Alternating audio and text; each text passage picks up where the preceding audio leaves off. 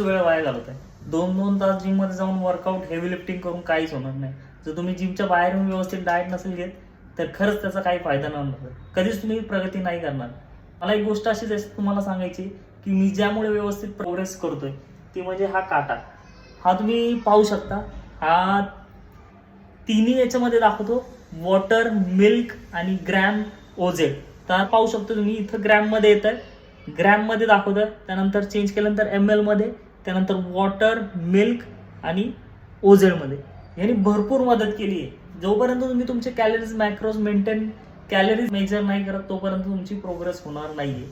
तोपर्यंत फक्त तुम्ही टाइमपासच करताय, तुमची बॉडी कधीच बनणार नाहीये. तुम्ही कितीही मेहनत करा, कितीही जिम करा, काहीही करा, होणार नाही.